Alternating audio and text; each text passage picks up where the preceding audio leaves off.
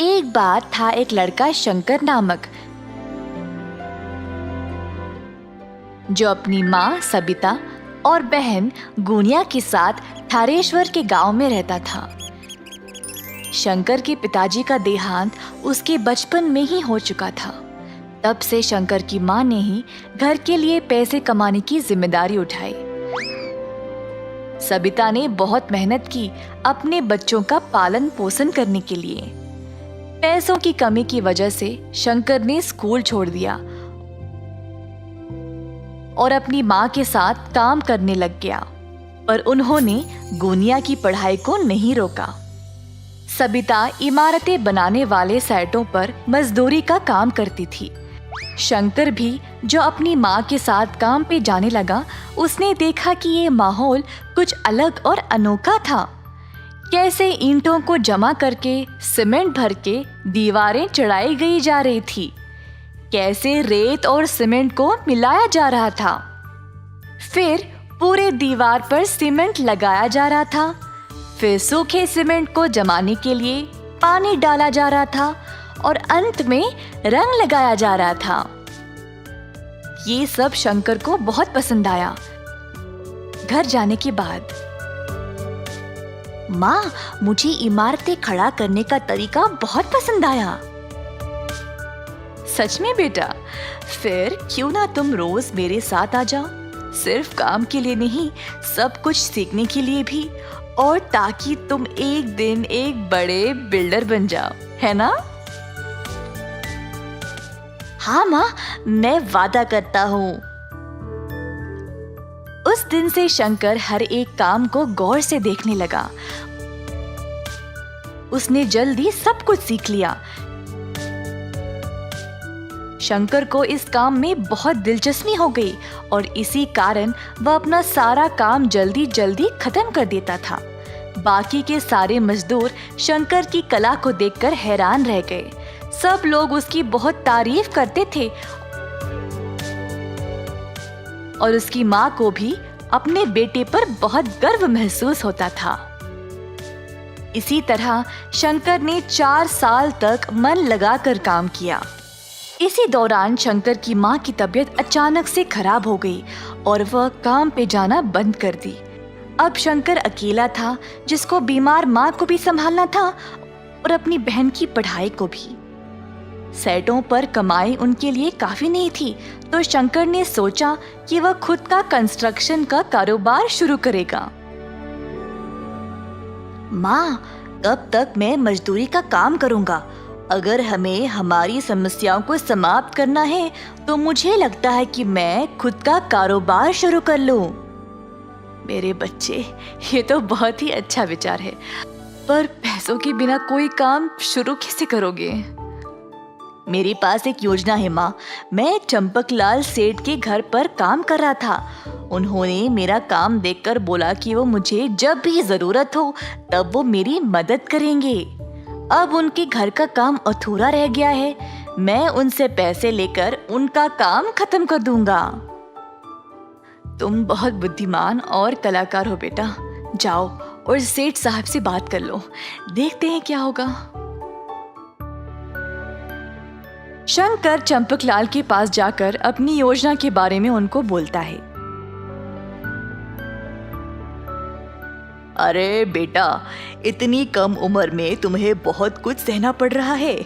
मैं तुम्हारी मदद जरूर करूंगा, पर ऐसे काम करने के लिए तुम्हें कम से कम 10 बंदों की जरूरत है। तुम कहाँ से ले आओगे? सर जी, मैं कुछ लोगों को जानता हूँ, एकदम सही काम करते हैं और ईमानदारी से, वो भी कम पैसों में। आजकल ऐसे लोग कहाँ पे मिलेंगे शंकर? मैं और मेरी दोस्त बहुत सालों से मजदूरी का काम कर रहे हैं साहब। हम दिन भर काम करके भी ये लालची बिल्डर लोग हमें ठीक से पैसे नहीं देते थे। ऐसा बहुत सारे लोग ठोकर खा रहे हैं सर जी।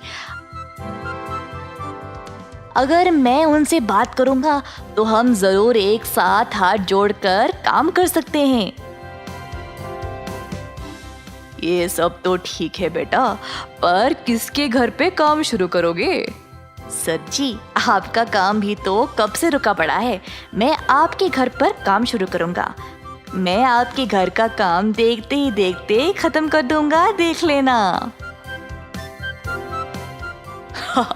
ठीक है बेटा, जाओ और भगवान का नाम लेकर ये शुभ काम शुरू करो।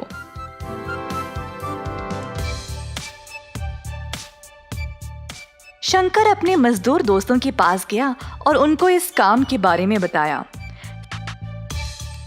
सारे दोस्त इस विचार से खुश थे और तुरंत शंकर ने उनको काम के लिए पैसे भी दे दिए। अगले दिन से सबको काम पे लगना था। अगले दिन शंकर के दोस्त आए अपना अपना सामान लेकर।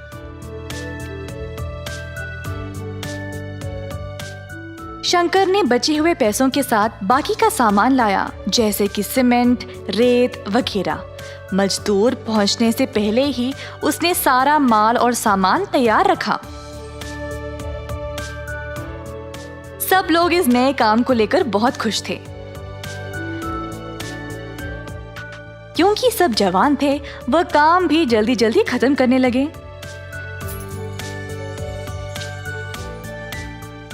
शंकर बाकियों को सही दिशा दिखा रहा था काम करने का, और देखते ही देखते 2 महीनों के अंदर सारा घर तैयार हो गया। चंपकलाल का ये नया घर देखकर सब लोग हैरान रह गए। शंकर के पहले मालिक भी ये काम देखकर आश्चर्यचकित रह गए कि उसने इतना अच्छा मकान बनाया। चंपकलाल सेठ का घर देखकर अब बाकी के लोग भी अपने अपने मकान बनवाने के लिए शंकर को बुलाने लगे। शंकर बेटा, तुमने इतने कम समय में मेरा इतना अच्छा मकान बना दिया। वाकई में लाजवाब काम किया तुमने। सेठ साहब ने फिर शंकर को अपने काम के लिए अच्छा खासा पैसा भी दे दिया। पैसों के साथ उसने अपनी माँ की सेहत का ख्याल रखा और अपनी बहन को बेहतर स्कूल में डाला। उसने खुद के परिवार के लिए भी मकान बनवा लिया। 18 वर्ष के अंदर अंदर शंकर ने कई प्रकार के लोगों से काम कर लिया। उसने अपनी कला का इस्तेमाल किया मेहनत के साथ, जिसकी वजह से उसको प्रशंसा मिली। अंत में उसने अपने परिवार को सुखी भरा जीवन दिया। इस कहानी से हम ये सीखते हैं कि परिश्रम के बिना प्रतिभा किसी काम का नहीं। दूध वाला। बिकनूर नामक एक नगर में रहता था एक राजा चंद्रसेना। उसका मंत्री कबीर सिंह उसके दूध का कारोबार संभालता था। उन्होंने बहुत सारी स्वस्थ गायों को पाला जो अच्छा और गाढ़ा दूध देते थे। ये दूध सारे गांव में बेचा जाता था।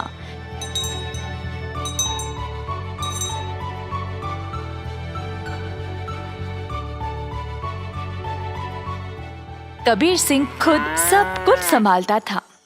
कबीर सिंह की पीढ़ी भी महाराजा के लिए काम करते आ रहे थे और इस वजह से चंद्रसेना उसका बहुत आदर करते थे।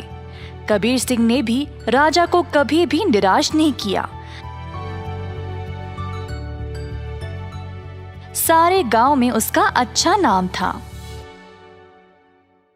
हर रोज कबीर सिंह खेत पर जाता था। उसने बहुत लोगों को काम पे रखा गायों की देखभाल के लिए, ताकि वे अच्छे से खाए और सेहतमंद रहे। गायों को घास चराने के लिए वह दिन में कम से कम 2 बार भेजता था।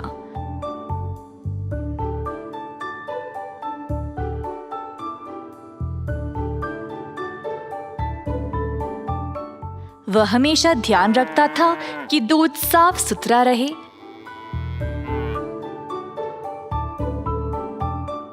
दूध निकालने के बाद वह 10 दूध वालों को देता था ताकि वह गांव में जाकर बेच दे।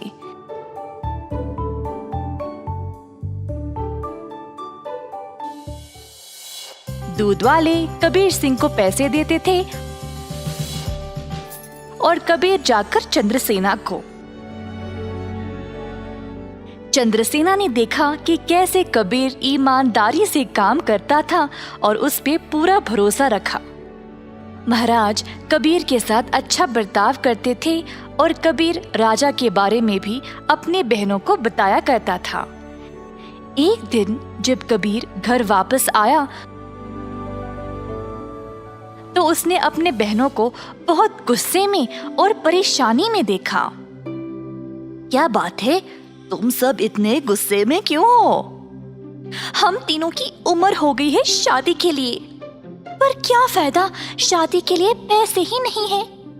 कपड़े और गहनों को छोड़ो, हमारे पास खाने पीने के लिए पैसे काफी नहीं है। मैं तुम लोगों के लिए ही इतना मेहनत करता हूँ, अगर इससे भी खुश नहीं हो तो मेरी सारी मेहनत ही बेकार हो रही है। आप तो महाराजा के मंत्री हो ना, पर आप अपनी आमदनी किसी भी जरूरतमंद को दे देते हो, और आप दूध का कारोबार भी संभाल रहे हो ना अकेले, उसमें भी कोई मुनाफा नहीं मिल रहा है आपको। ऐसा क्यों? शायद हमारी कोई फिक्र नहीं है, इसीलिए। तीनों बहनें रोने लगी और कबीर को बहुत बुरा लगा। अब तुम सब मत रो, मुझे बर्दाश्त नहीं होता। अब बोलो मैं क्या करूं? मैं वही करूंगा। वैसे आपको ज्यादा कुछ करने की जरूरत नहीं, आप दूध का सारा कारोबार संभालते हो ना। अगर आप उसमें थोड़ा पानी मिलाकर बेचोगे तो आप ज्यादा बेच पाओगे।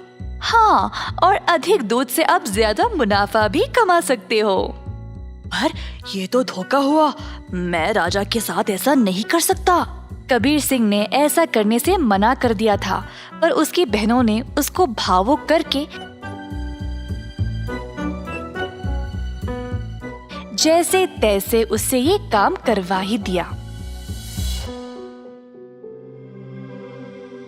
कबीर सिंह अक्सर कमाए गए पैसे राजा को देता था और बाकी के पैसे अपनी बहनों को देने लगा। मुझे ऐसा करना नहीं पसंद, ये आखिरी बार है, इसके बाद मुझे ये सब करने के लिए नहीं बोलना। कबीर की बातें सुनकर बहनों ने उसको पैसे वापस किए और घर छोड़कर जाने का नाटक करने लगी। कबीर के पूछने पर तीनों ने धमकी दी कि वे घर छोड़कर चले जाएंगे। मजबूर होकर कबीर को उनकी बात माननी ही पड़ी। कमाए गए पैसे राजा को देकर अधिक पैसे अपनी बहनों को देने लगा। ये सिलसिला कई दिनों तक चलता रहा। कुछ ही समय में कबीर की बहनें नए नए साड़ियां और गहने खरीदने लगे और अच्छा खासा खाने भी लगे। उनकी जिंदगी ही बदल गई। घर पर बैठे बिना तीनों सज धज के बाहर घूमने लगे, सबके आगे दिखावा करने के लिए।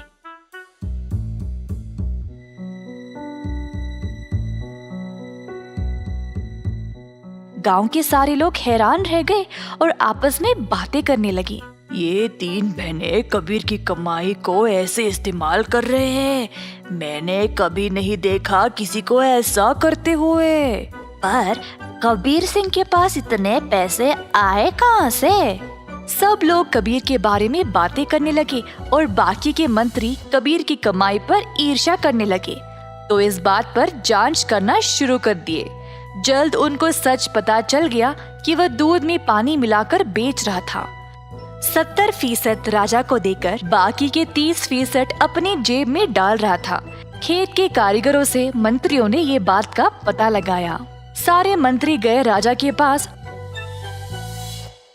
और उनको पूरा सच बता दिया। अब क्योंकि राजा को कबीर से बहुत लगाव था, उनको इस बात पर यकीन ही नहीं हुआ, पर उनके पास और कोई रास्ता नहीं था सिवाय कबीर को दंड देने का। तीनों बहनें आए कैद खाने अपने भाई को देखने के लिए और उनको बहुत बुरा लगा कि उनकी ही वजह से उनका भाई आज जेल में बंद पड़ा है।